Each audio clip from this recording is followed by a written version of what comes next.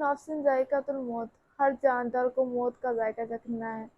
Every civil will test the death, یعنی کہ ہر ایک کو موت کا ذائقہ چکھنا ہے. کسی نے سچ کہا ہے یعنی کہ 4 دن کی زندگی ہے، اس میں 2 دن تمہارے حق میں ہوں گے اور 2 دن تمہارے خلاف.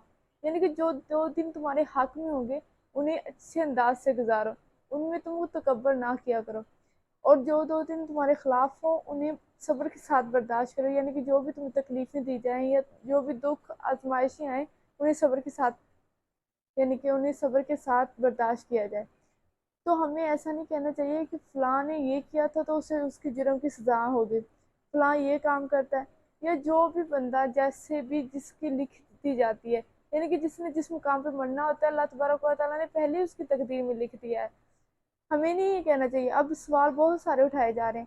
اب وہ مولانا طارق الجمیل صاحب کے بیٹے کی لے لیں بات، وہ بھی بہت سارے سوال اٹھائے جا رہے ہیں. سوال اٹھاتے ہیں لوگ، کہتے ہیں کہ یعنی کہ مذہبی گھرانے میں اس کا ڈپریشن کا کیا کام ہے.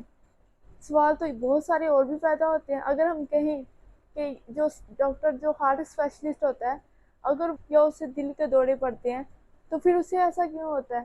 پھر کہا جاتا ہے کہ وہ جو یعنی کہ ایک ٹیچر ہوتا ہے استاد، وہ دوسرے کے بچوں کو تو تعلیم دیتا ہے لیکن اس کے خود کے بچے اتنے ٹاپر کیوں نہیں ہوتے؟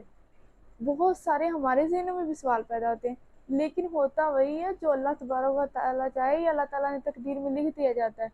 ایسے میں آپ کو ایک واقعہ بتاؤں. ایک دفعہ حضرت سلیمان علیہ السلام جو کہ انسانوں کے نہیں بلکہ چرند پرند ہواؤں کے نبی تھے، اللہ تبارک و تعالیٰ نے بنا کر اس دنیا میں بھیجا. تو وہ بیٹھے ہوئے تو ان کے پاس ان کا وزیر بھی بیٹھا ہوا. اتنے میں اللہ تعالیٰ کا ایک فرشتہ جو کہ انسانی روپ میں آیا حضرت سلیمان علیہ السلام کے پاس.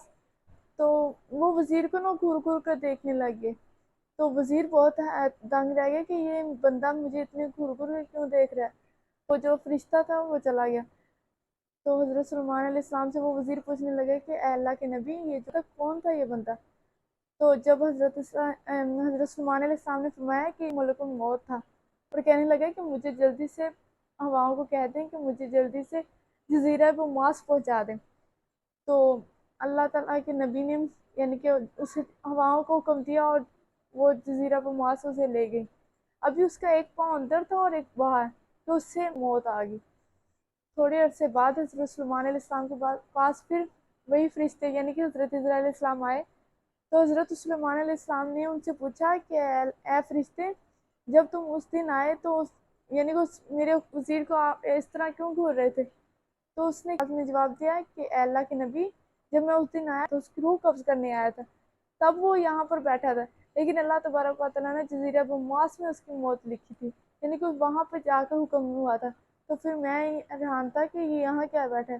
اسی لیے ہمیں مختلف سوال نہیں اٹھانے چاہیے بلکہ اپنے اعمالوں کے بارے میں سوچنا چاہیے، اور یہ سوچنا چاہیے کہ جو اللہ تعالیٰ کرتا ہے وہی ہمارے حق میں بہتر ہوتا ہے، اور جو اللہ نے لکھ دیا ہے وہی ہونا ہوتا ہے.